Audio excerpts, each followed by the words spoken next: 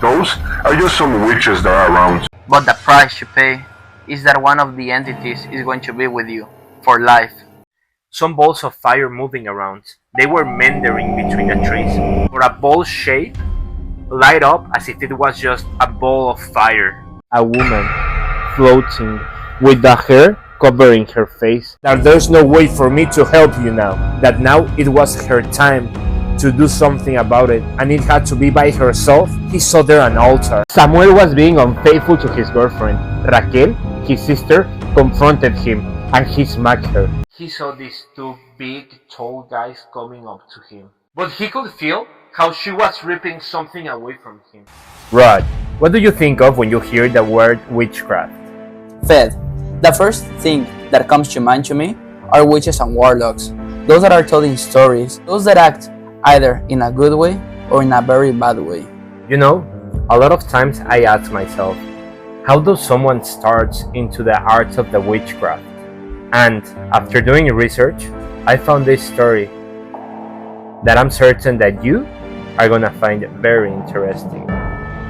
This happened in Michoacan a couple of years ago.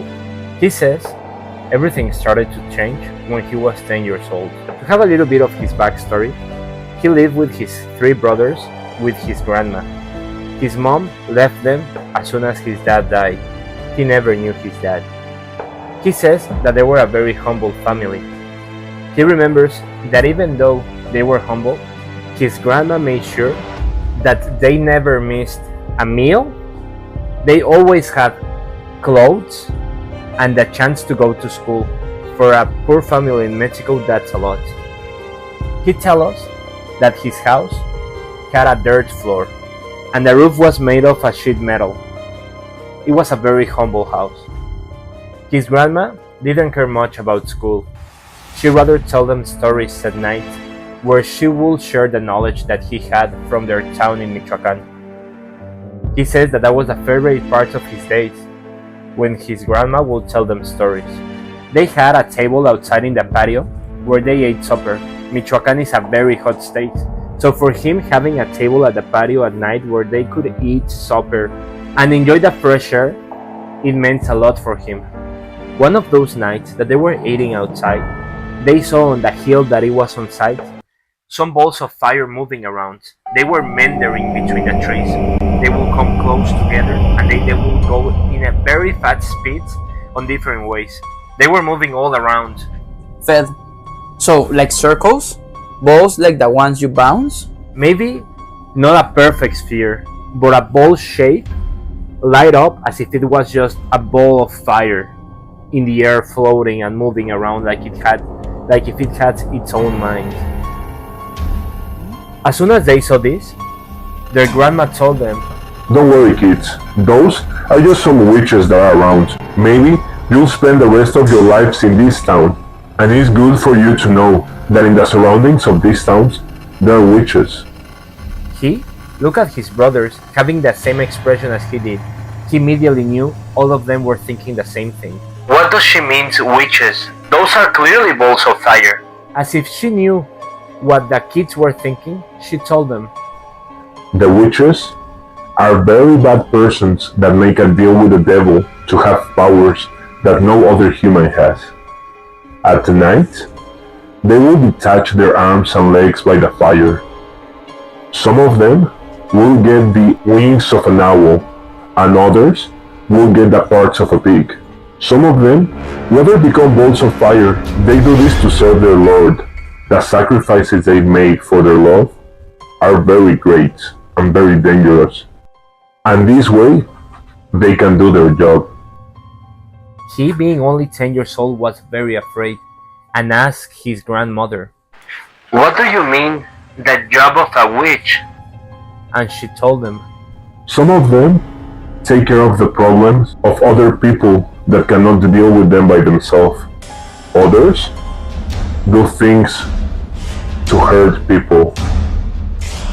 And sometimes they do bad things only for the fun of it, because they know that's also another way to survive.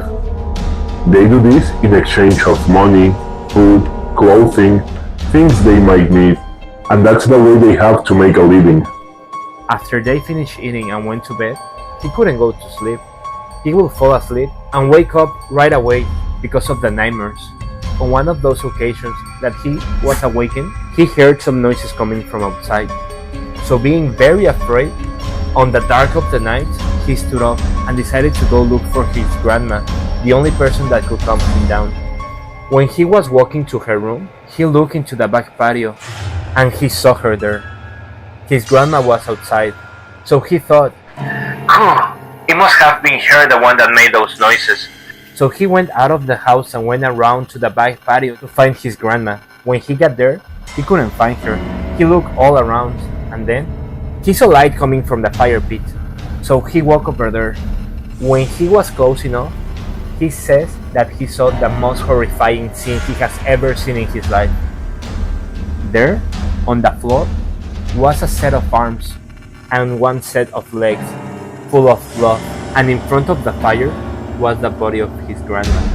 When she noticed he was there, he turned around and winked at him. He was terrified, so he ran inside and covered himself with the blankets. He stayed there like that until he fell asleep. On the next morning, when he woke up, outside of his bedroom door was his grandma standing with a mug of coffee. When he woke out, he saw her and thought, "It must have been a nightmare. Thank God she's okay." She reached out to him and told him, "Come on, let's go." She grabbed her hand and she pulled him very softly towards her. She went close to his ear and told him, You shouldn't have seen what you saw last night. Now you know my secret. Now you know where I get the money from, the food, the clothing. I'm a very old woman, and providing for you and your brothers is really hard for me. I won't abandon you as your mother did. But now you need to keep my secret to yourself. After that, he tells us that she told him her ways, but only to him. He is the only one to keep her legacy alive. Nowadays, he does witchcraft. He helps the people that he needs to help, but also punish those that need to be punished, as long as he gets paid what he deserves. What do you think about this, Rod? I think it's very interesting how these people can fly as ball of fires while they detach from their body. But what I find more interesting is the boy who became a warlock himself. Now he works for money, but what else does he do? Isn't it terrible that he is willing to hurt others as long as he gets paid? I think it's terrible that any person hurts others. Some do it for free, others for money, but he does it with magic. Ped, do you think magic can be used in sinister ways? I don't only think so, I'm certain. Magic is not only used for the good, but also for evil. And it is used in a sinister way when a young woman that has expectations for the future sees her expectations crumbling away.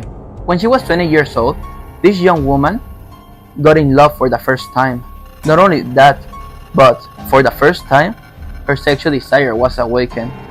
It was awakened by this man, and after a couple of months, she got pregnant, and after that, married. Strangely, only 45 days after her baby was born, he left her. She felt as if her world was crumbling apart. She didn't know what to do, but she decided to do nothing. She only wanted to have her life back. Her husband told her he was leaving because he knew it wasn't going to work out, and nobody should keep doing something that is not going to work out. After a while of her living alone with her baby, she went to see her mother.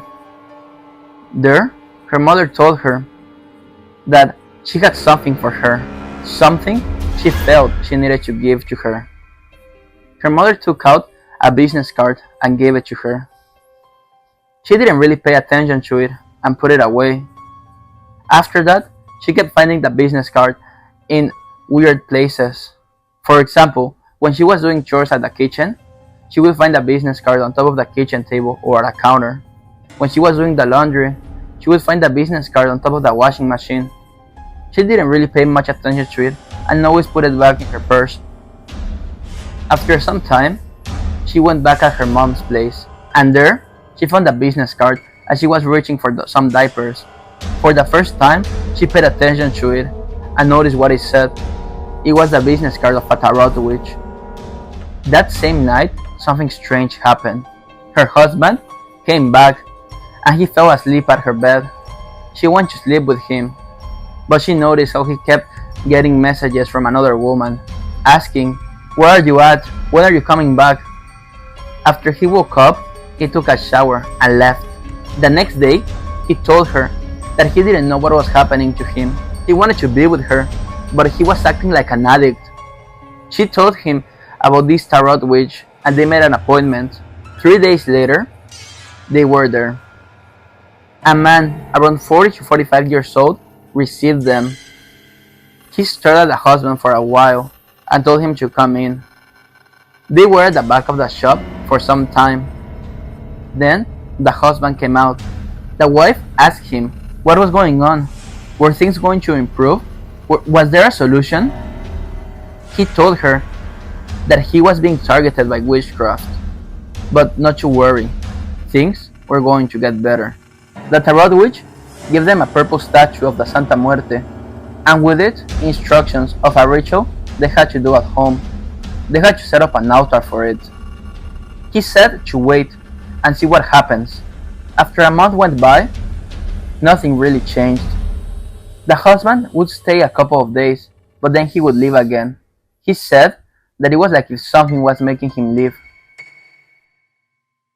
The woman, not satisfied with this, went to see the tarot witch again and told her she wanted to get the love of her life back. In a straightforward way, the tarot witch asked her, "How much do you love your husband? And what are you willing to give in exchange for his love?" As a young woman, young wife, young mother, thinking of the future and her expectations, thinking that she didn't want her child to grow without a father figure, told him, "I'm willing to give anything in exchange for his love."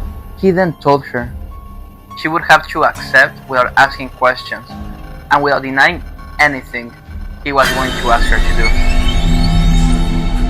She felt uneasy, scared, nervous, but wanting the love of her husband back, she accepted.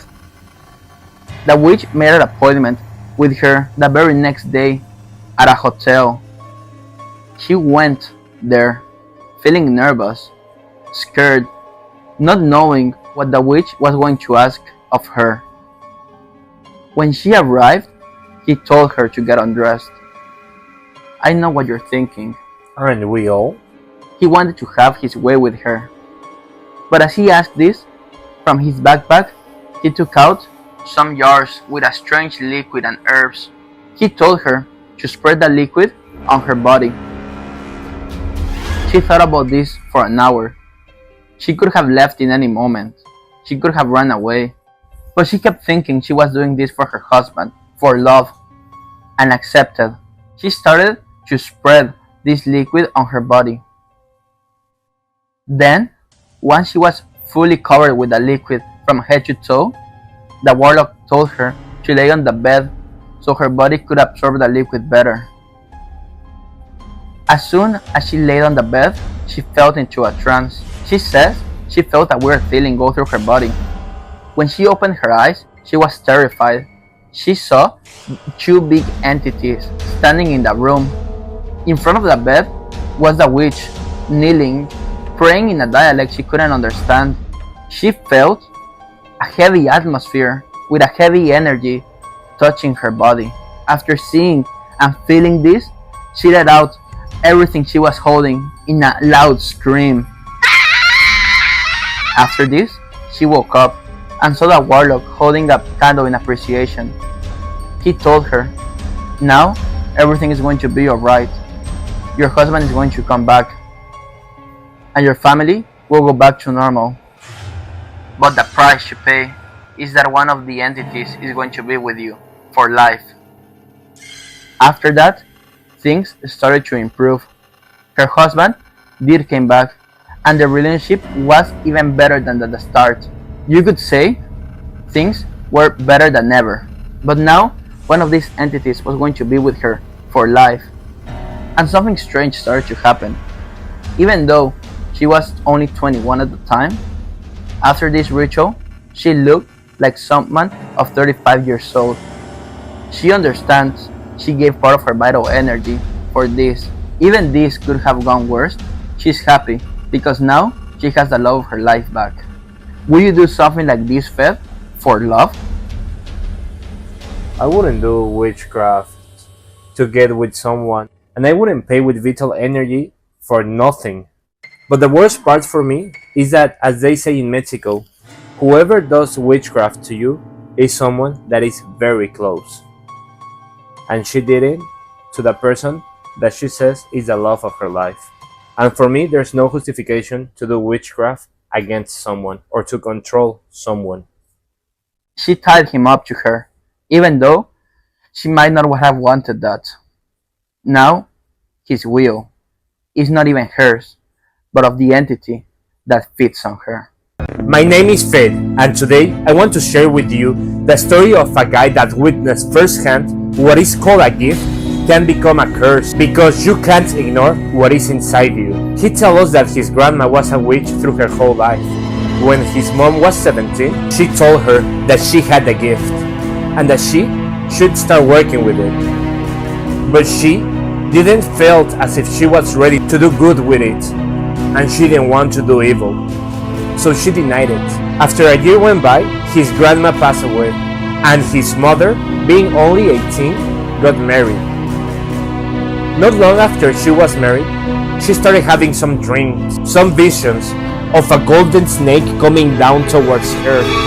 The snake would tell her that she had a gift, that she should use it, but she would keep on denying it. She kept on having this dream over and over again, and the snake would tell her that it was only one price that she would have to pay to be able to use all this power that she had, and that was just killing her husband. But she was too deeply in love to do this, and she decided that there was no way she would ever hurt her husband. This woman, knowing that there was something looking after her for her to use this power that her mother had left her, became very close to church. She would go every day to mass, and she even would help the priest whenever he had to pray for someone to get the evil out of them. Even the priest told her a couple of times that she had a gift. She had 3 kids.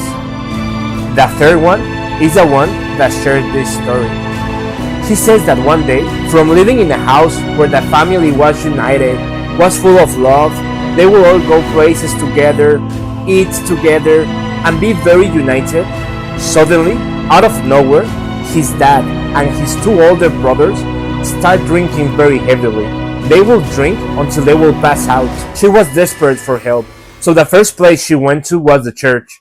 But in there, the only thing she found was some advice and a pat on the shoulder. This wasn't enough for her, so she kept on looking for help, until one day, she decided to go see a warlock. The warlock told her, "You have a gift, and you have denied it for so long that there's no way for me to help you now." She didn't know what to do, until one day, she heard about a white warlock that was in town. She went and looked for them. It turns out, this was a group of people that helped others with esoteric arts. So one of these white warlocks told her that he had to go to her house to look for this witchcraft that was done to her family. The first time he went there, they looked all around the house, and when they were on the bedroom of her oldest, he told her, "Inside the wall, there's something. We need to tear this wall down." So they did that, and inside the wall, they found this red doll tied with a bunch of colorful ribbons. They took it out, and the white warlock told her, "We need to burn this. We need to destroy it." So they did. After this, the white warlock told her, "We need to rest for a couple of weeks before we start looking for the others. We had advanced today to save your family." But this wasn't enough. Things didn't change. Her husband and sons kept on drinking. She was desperate, so after a couple of weeks, she went look for the white warlock again. They went inside the house and looked everywhere, but they couldn't find anything. Then they went to the roof, and in there the white warlock told her, there's something in here. So they took some tiles away, and under the tiles on the roof, they found a black bag wrapped with ribbons. When they opened it, they found the boxers of her husband and her two oldest, with 3 bottles of liquor and 3 rotten eggs, with something else that was burned, and they couldn't decide it or understand what was that. They destroyed it, and after that, the white warlock told her that now it was her time to do something about it, and it had to be by herself, the one that would destroy the last piece of witchcraft that was destroying her family. Her family stopped drinking every day. Now, there were some days that they would drink until passing out, and there were others that they would even drink a drop. She was very confused, but she knew that she could follow her intuition to wherever the witchcraft was. One day she woke up and told her youngest son to come with her, that they were going to go talk with her sister. She and her sister almost never talk. They have been years without talking. So, they went to her house and they knocked, but she wasn't home. The one that welcomed them were her 2 nephews, 15 and 16 years old. She told them that if she could wait for her sister inside the house. They told her that they were welcome there, and of course she could wait inside, so they went into the living room. Her youngest had to go to the bathroom, and while he was walking to the bathroom, he saw a room with the door half open, and even with the lights out, something told him to peek inside, and when he did, even with the room being completely dark, he saw there an altar with a picture of his dad and his brothers. He ran to tell his mom. He didn't care what would happen next. When she heard this, she stood up and went to that room, and when she saw the altar, she started destroying it. While she was destroying it, her sister walked inside the house. She immediately went to confront her sister. How could you do this to your own blood, to your own family, to destroy my family? What's wrong with you? She told her, you were given a gift that you are not using. I've been following our mother's steps for so long, trying to achieve that gift, but it haven't been given to me. You need to work your gift. You need to use it. And the only way for me to make you come back home was doing this. I do this because I love you. They start fighting. They insulted each other. They hit each other. After that, days went by. Her husband and kids stopped drinking. But with time, the 2 sisters made amends. They got back together. And now, he tells us that his mother had accepted the gift. Now she does witchcraft. She does good and she does evil, because she has discovered the duality that comes with the gift of being able of doing magic. Itzel is the one that tells this story. She lived back then with her parents, her brother, and her sister-in-law, and their kids. She had a very good relationship with her sister-in-law. She used to tell her that she loved her as if she was one of her daughters, until one day that Itzel fought with her sister-in-law because of a tantrum that her 17-year-old daughter had thrown. Itzel shared with us that her sister-in-law loved doing santeria, and that day that they fought, her sister-in-law stopped talking to her. She was in charge of doing the house chores that day, and when she was finished swiping and mopping the house, she sprayed a lotion that smelled like rotten roses. Itzel didn't think a lot of this.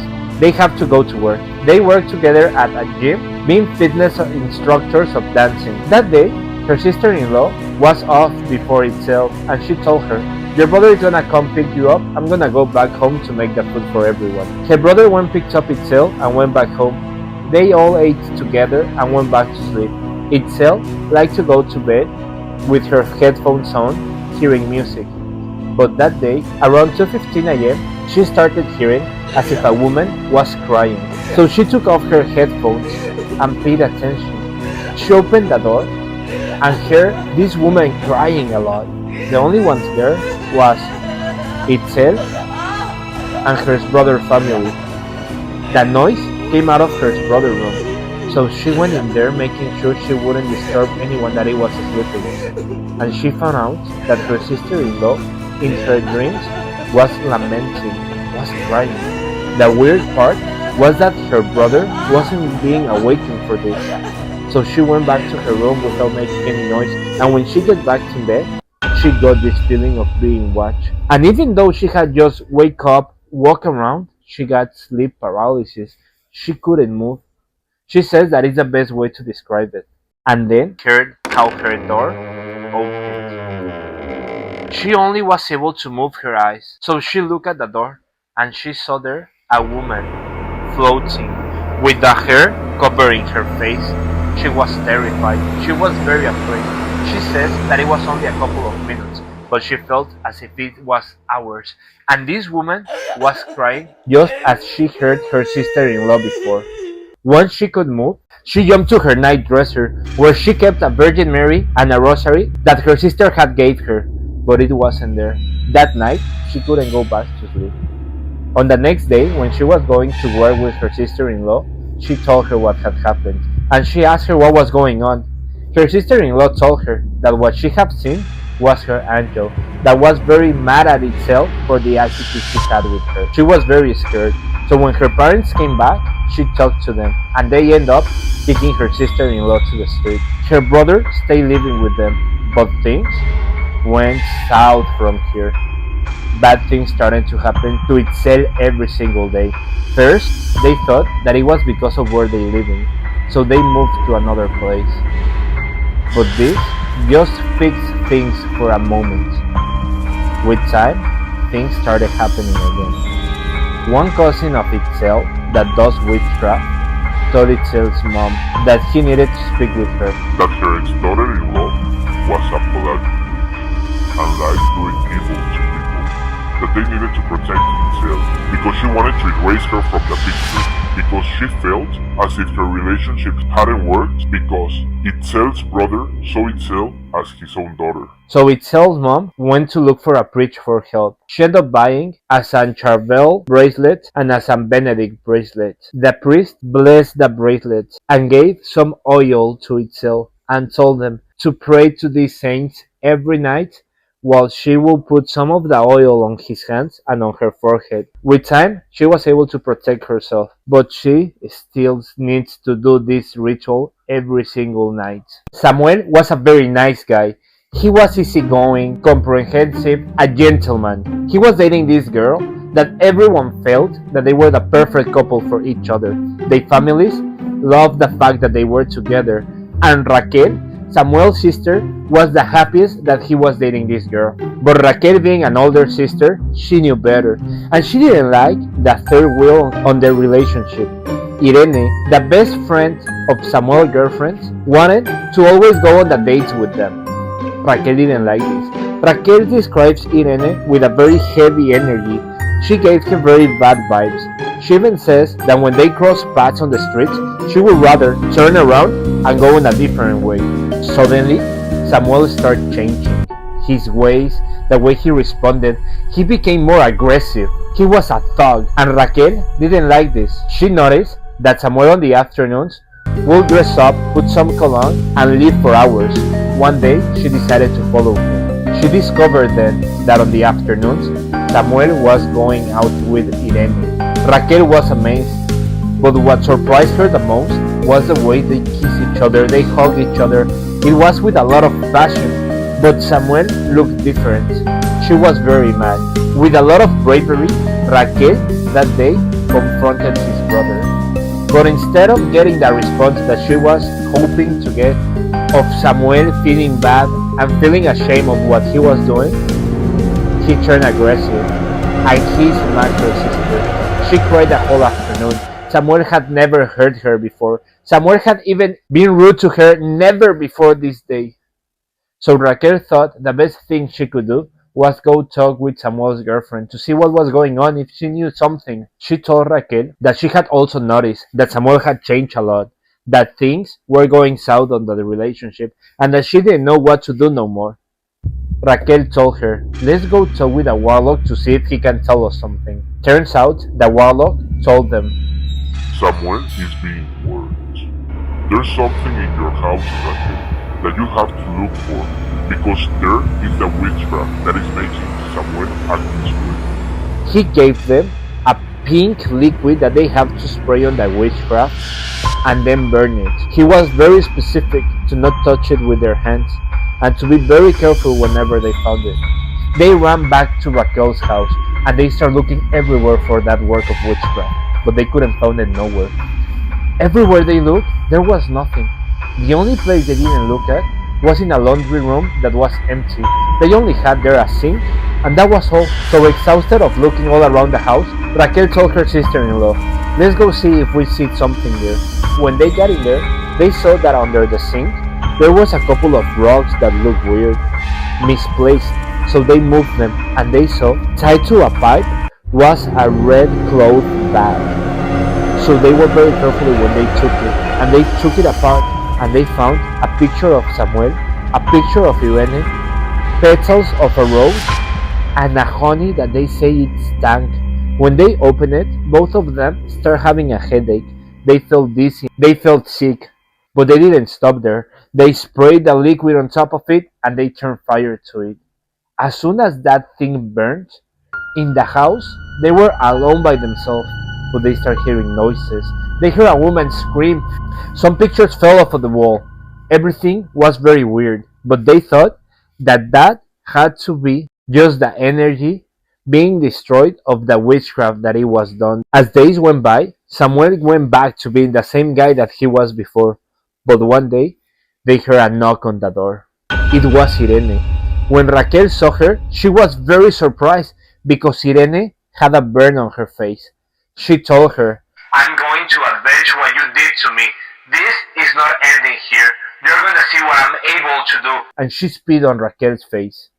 Raquel, being disgusted and surprised of this, she closed the door on Irene's face and went back to wash her face. The next day, Samuel fell off his bike. He didn't kill himself, but he ended up on the hospital with very bad injuries. Samuel's girlfriend was fired from his job, and they accused her from stealing. They pressed charges at her. She was able to prove her innocence, but she's still without a job.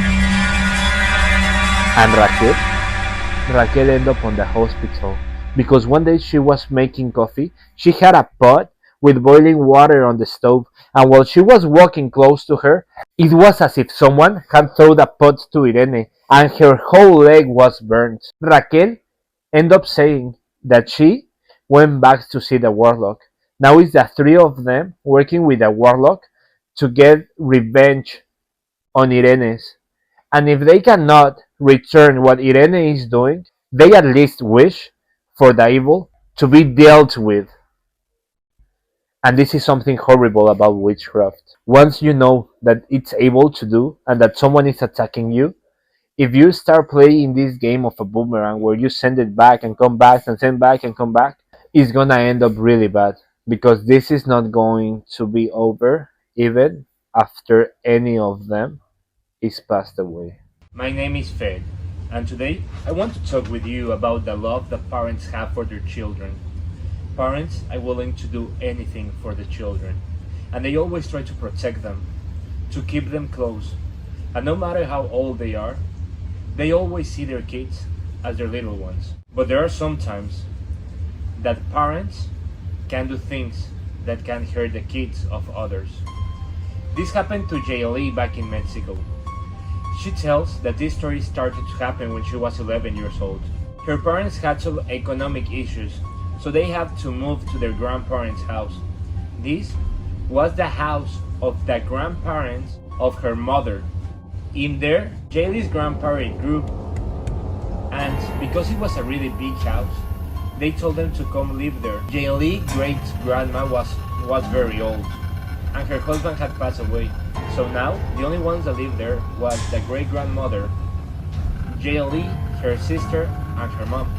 It was a really old house, one of those houses that when you pass in front of them, you can even feel chills, knowing that it has been there for a long time.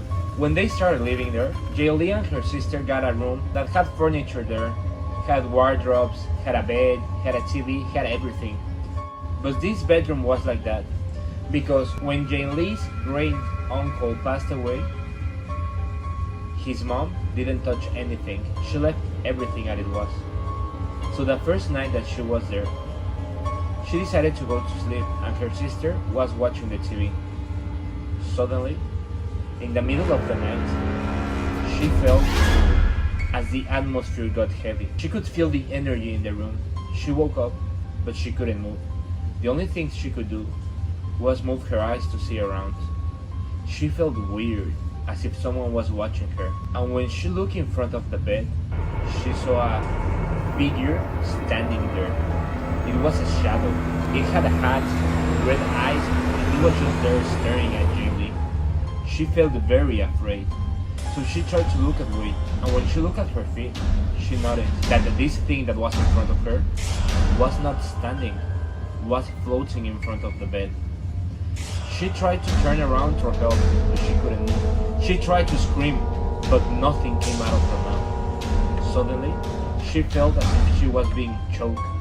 This figure that was in front of the bed now was on top of Jaylene, choking her, telling her, "Why won't you die?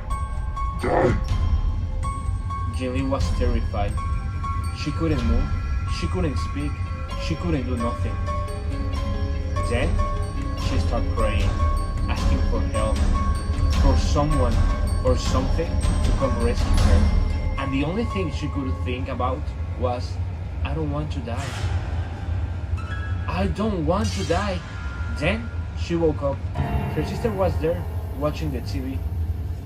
So she talked to her, and when she turned around, she saw her sister as if she was dead, with the skin being putrefied, with worms coming out of her face, and her sister grabbed her arm and told her, "Why won't you die?" this was enough to liberate Jin Lee from the trance she was having. She started screaming. She woke up. Her sister, that was still watching TV, turned around and asked her, "What's wrong? What happened?" So Jin Lee started telling her everything she saw. Her mom, because of the screams, ran to the room and asked her kids what was going on, what happened. They told her, but she thought it was just the imagination of her kids, that this couldn't be real. It had to be only a dream, nothing more than a nightmare.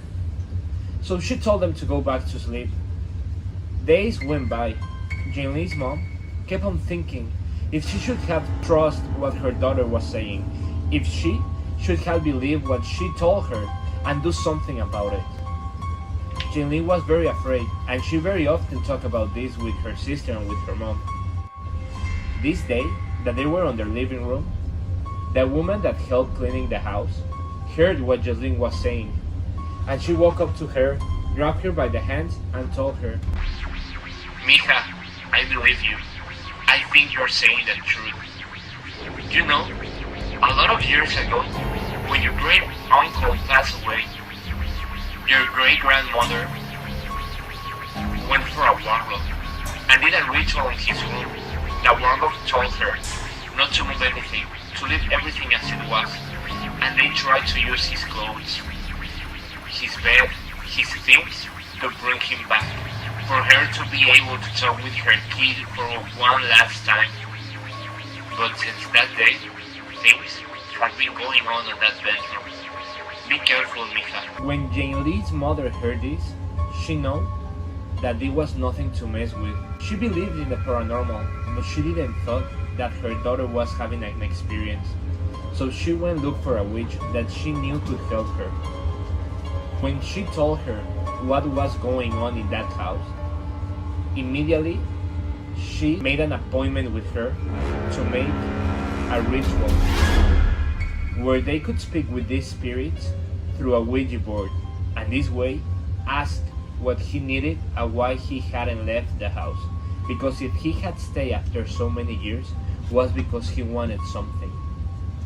That very night, Jane's mother, with this witch, went into the bedroom of the great uncle. They started a session there, turned on the candles with the Ouija board, and started asking questions. At first, nothing happened, but suddenly, in the house, they felt as if something was in there. The light started turning on and turning up. They say that they could feel like as if the room or the whole house was shaking, as if it was trembling, but nothing was happening outside. It was just in the house. So they told this entity if he needed something, If they could do it, they'll be willing to give it for it to leave them alone. They wasn't ready for what he was going to ask. That thing told them through the Ouija board that the thing that he wanted was one of the daughters for him to have a living experience again. He wanted to possess one of them and take them with him. Jane's mother was very afraid. She didn't know what to do, how to kick this thing away. She knew that it was very powerful because he was turning on lights, making things fall, pushing things around, and they could feel it in the room. So she told that thing, "I won't give you one of my daughters, but take me. I give you my body. Take me, but leave them alone." The witch ended the ritual right there. She started closing everything, getting everything prepared for her to close the portal and for this thing not to hurt them. But when she was done getting everything ready to protect the house, it was already too late. Jane's mother had disappeared. She had just left. In Mexico, before you can report someone has disappeared, it has to pass 3 days. So after those 3 days went by, they went to the police, to the newspaper, to TV channels. They were looking for Jane's mom all over the place, but she didn't appear nowhere. After a week had gone by, Jane's mom just walked through the door. She was hurt. She was full of bruises. She was bleeding from the head. She seemed bad. All her clothes was torn apart. She seemed very confused of what had happened. Jaylene, her sister, and everyone that was in the house ran to her and hugged her, and they all cried together. Years went by, and Jaylene asked her mom what had happened. She told her that she didn't remember anything, that just one day she had woke up in the street, just sleeping on the sidewalk. She walked a lot to get back home. Up to today, they don't know what happened to her, what she did, or how she survived. They only know that she was full of scratches. She was wooden, hurt, bleeding, but she was alive. This is something very impressive about parents. A mother that wanted to say goodbye to her son, and she wanted to talk with him for a last time after he passed away, not knowing the effects of a ritual to contact a dead person and the period of time that someone has to let by before contacting the dead. Went got a warlock that opened a portal and let an entity come in, trying to get his son in. And this is as if you open the door of your house and start screaming a name. You don't know if the person that you're screaming to is gonna come in, but someone might. And someone won't left until they get something from you because now they were invited to your house. And Jane's mother, trying to protect her daughters, trying to save them, was willing to give herself away.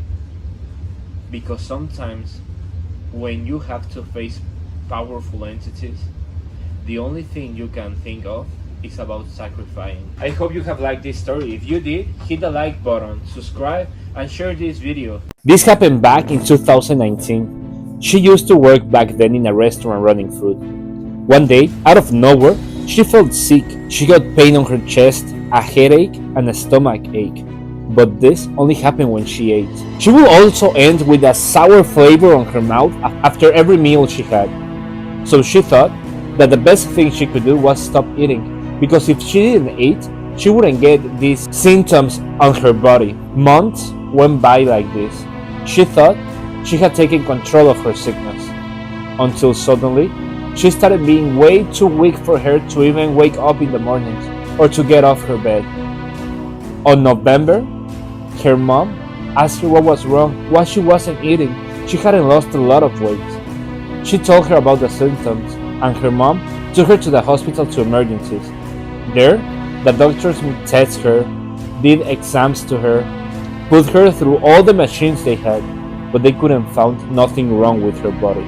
So her mom, being a believer of the esoteric arts, told her, if they couldn't find nothing wrong with you at the hospital, we better take you with a witch. So she did that. When she got there, the witch started examining her and looking at her, and she told her, There's something wrong with you. I can see they work you with the Santa Muerte.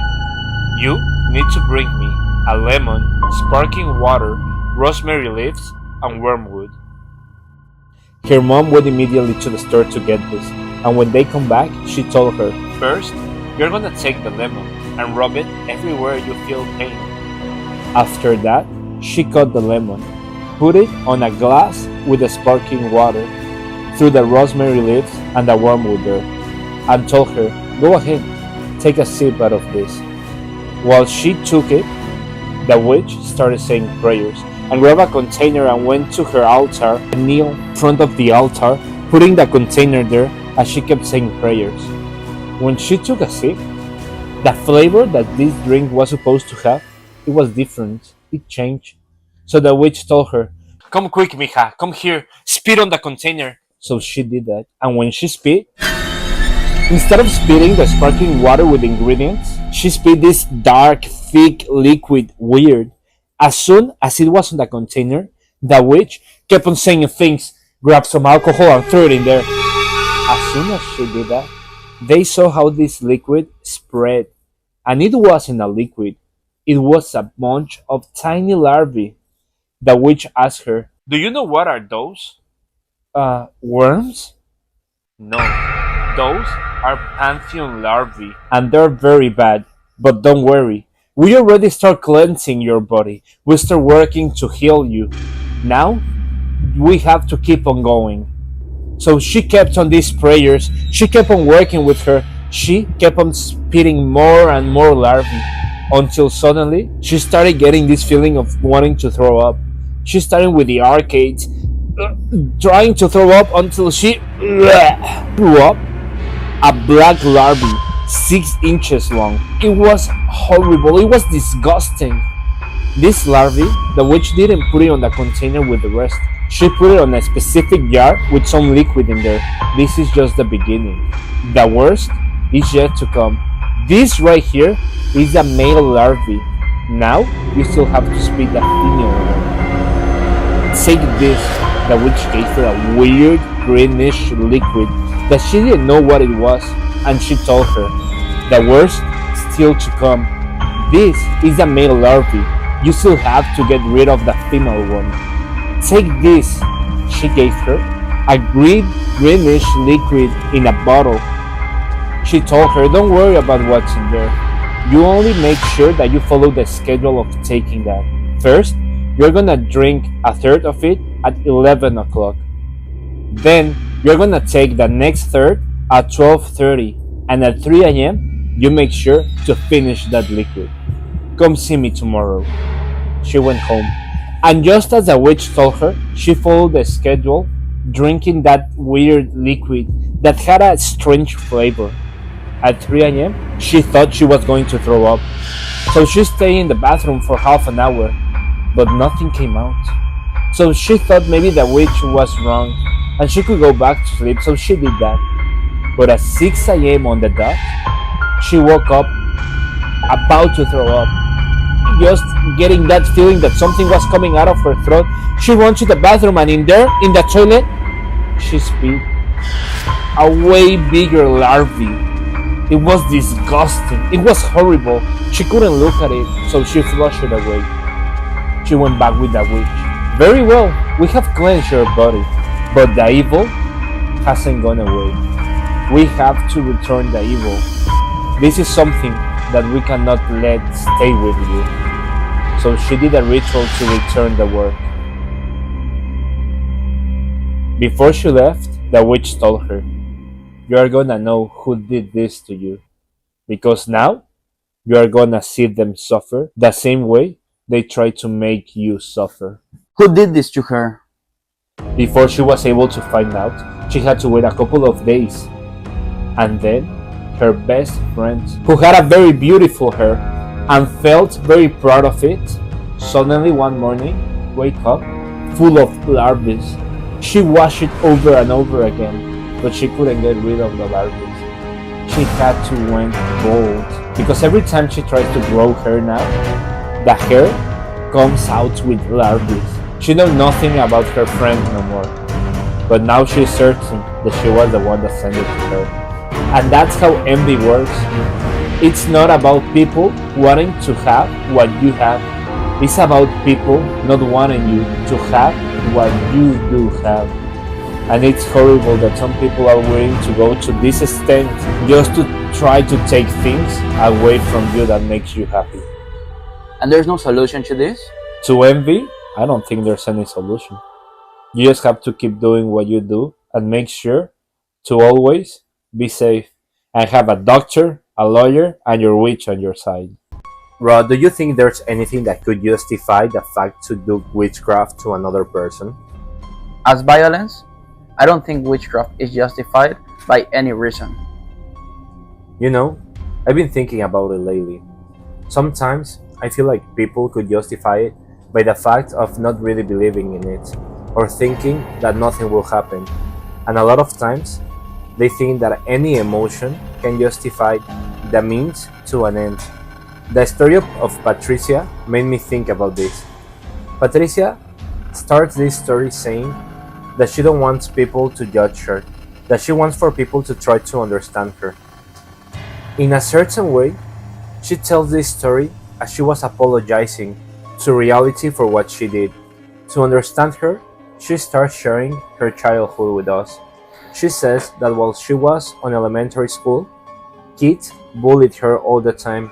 At first, they made fun about her looks, but then they started making fun of the way she talked, how she dressed, how she acted, even the fact that she was an introvert.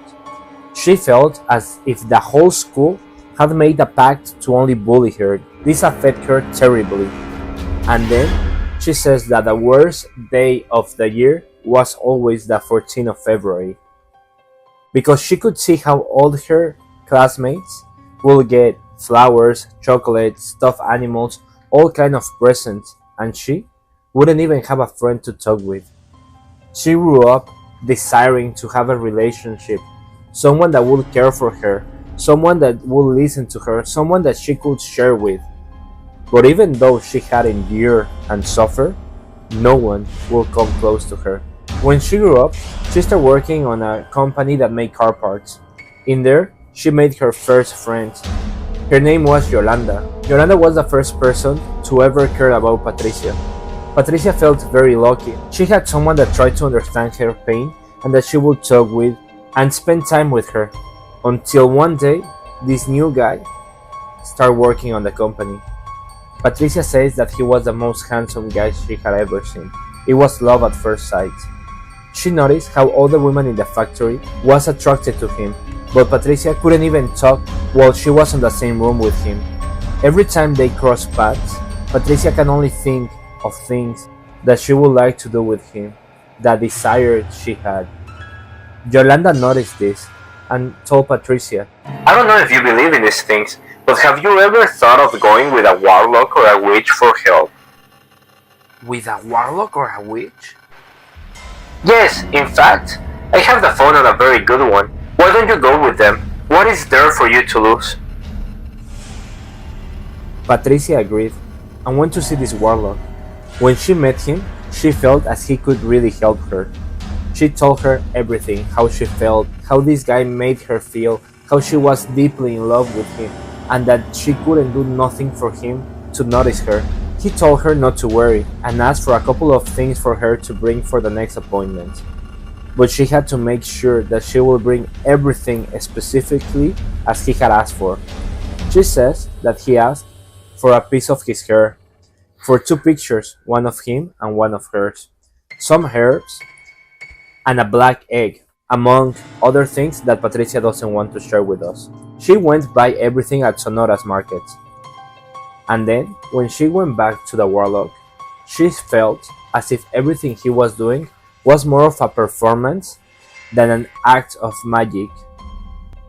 But when she went back to work, as if it was fate, which was not, it was magic, this guy came close to Patricia. He was even nervous to talk with her. She could notice how nervous he was while asking for her name, for her phone number, trying to ask her out on a date. And that was the beginning of their relationship. She felt the happiest woman in earth. She was finally having the relationship she had ever wanted. This guy that she liked, that would pay attention to her, go out with her. He was the dream guy to her. A couple of months went by, and Patricia got a call from the warlock. He asked her. Hey, how are things going? Is everything okay? She told him, "Everything is wonderful. We're so happy. We're together. Everything went as you told me." That's wonderful. But now, it's time to keep the witchcraft going. Going? Yeah, it's time to sacrifice another animal. That you didn't like doing, we have to do it again, and again, and again. But we're together. I don't want to do that again. And she hung up. On that ritual they did, they opened a portal where she sacrificed a living animal to an entity for them to be together. She thought doing that was the cruelest thing that a human being could ever do. And now they were together. She didn't need to do it again. But it didn't wait long before she started noticing weird things at home. At first, some voices here and there.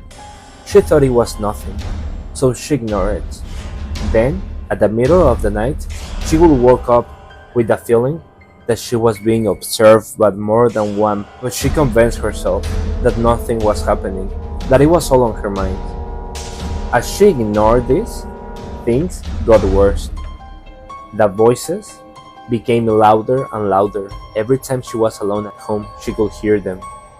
Then, on the room next to her, she could hear laughter of these things. And at night, she couldn't sleep no more because she felt how she was being watched all the time while she was trying to sleep. But this didn't worry her. The worst was the thing that she wanted the most was ending. Her relationship was coming to an end. One day that they were on a date sitting one in front of the other, he was looking down trying to ignore her. She was trying to act cute, to be funny. And suddenly, he looked at her and told her, What am I doing with you? What did I saw on you? I don't like this. with that, the relationship was over. She called the warlock. He was very mad at her. He told her, I told you that we needed to keep the witchcraft going. Now you have a debt that you have to pay, that you are going to pay. That night Patricia went with the warlock. They did a lot of rituals. They didn't sacrifice one animal, but many. After everything was done, the warlock told her, Now you have to live with this. But we're not together anymore. Why do they have to stay with me? Because they did their parts of the job, and you didn't pay them back. Now this is your punishment. Patricia now knows that there is a price that she could pay for her to be happy. And she did it once. What would stop her to do it again? And I think this because at the end of the story, she says that she's willing to do anything as long as it makes her happy. What do you think about this witchcraft, Rod? Forcing someone to be with you, either with magic, violence, or any other way, should be considered a crime. But I think what's worse in these cases it what happens to the person that commits the crime. What do you think happened to Patricia after she used this kind of magic?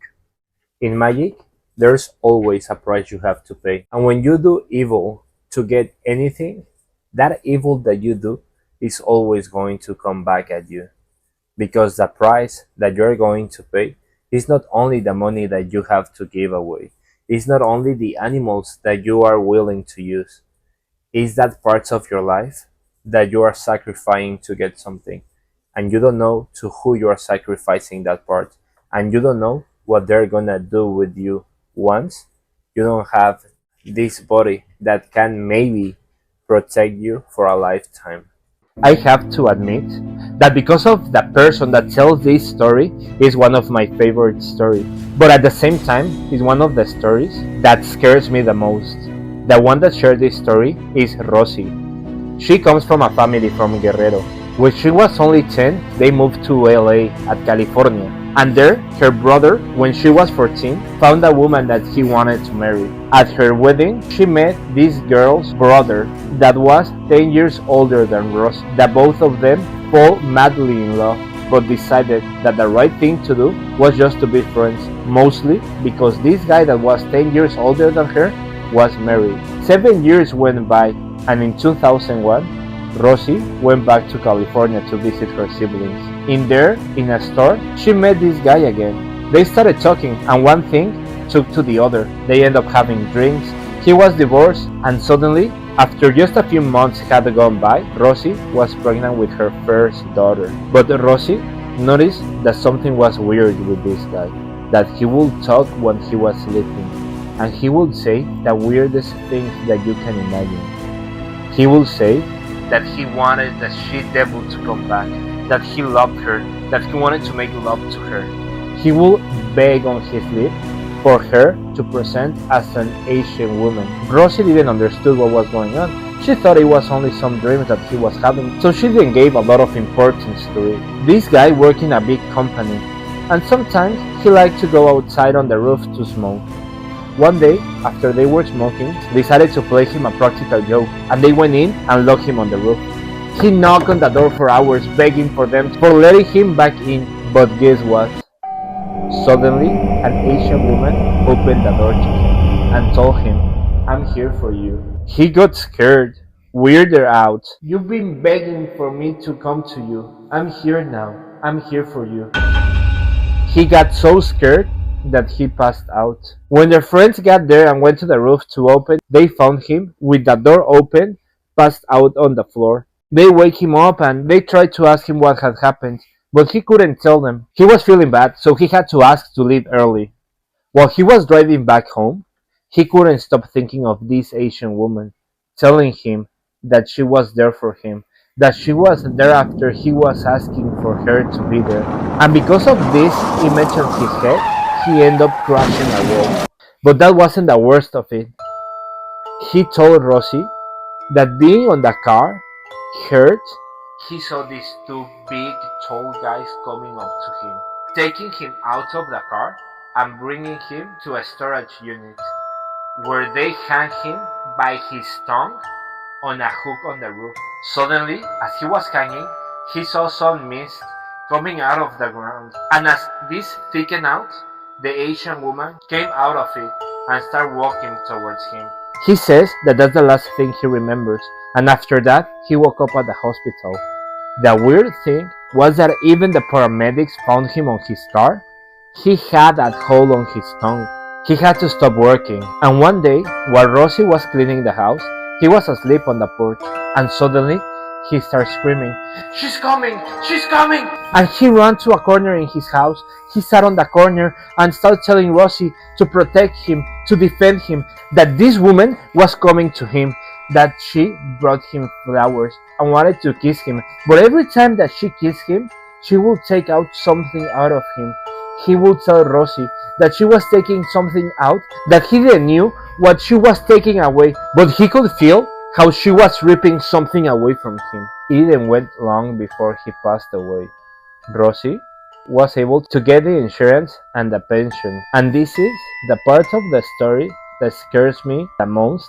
Rosie ended up this story telling us that she is now looking for her third husband, because what she didn't know of using these entities to end up with someone's life was that they get hungry, and once they're done with the person they after, they ask for more. They want more to feed on, and if you don't feed them, they just stay there next to you, telling you that they're hungry. And Rosie says that she doesn't tolerate anymore seeing her hungry.